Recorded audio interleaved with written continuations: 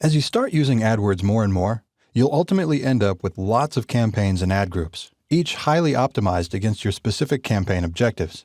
And as you start getting more and more return, you'll probably be adding more and more objectives. And that might mean adding more and more people to manage all of this. And suddenly, even though your account is still well organized, it's just gotten so big that you'll find yourself struggling to figure out who's supposed to do what and how to find anything. This is where labels can help to organize your account at different levels, focus on particular areas of your account, collaborate with other users, and more. Labels are available at all structural levels within AdWords: the account, the campaign, the ad group, the keyword, and the ad levels.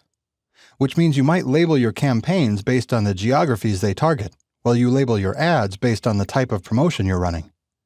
If you're an advertising agency using a My Client Center, you could assign different people within your organization to be responsible for different accounts. Or you could label each account by different industry verticals.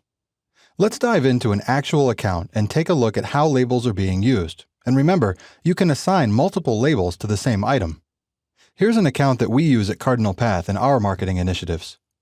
In order to see labels, first you'll have to make sure that the Labels column is active. You can do that by clicking on Columns, then Customize Columns, and then adding Labels from the Attributes group.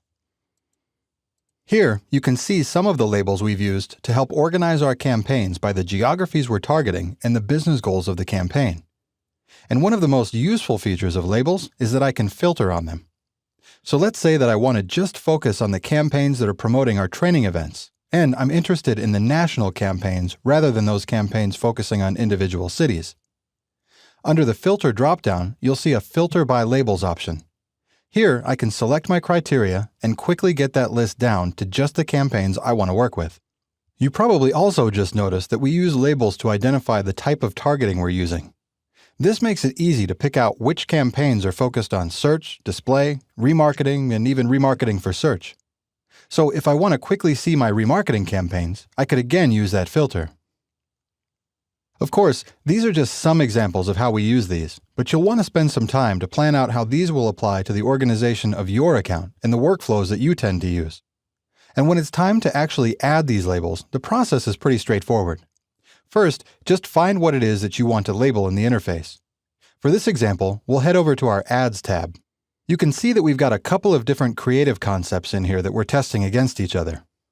Okay, now I'm going to select all of these chalkboard-style ads, and then I'll click the Labels button.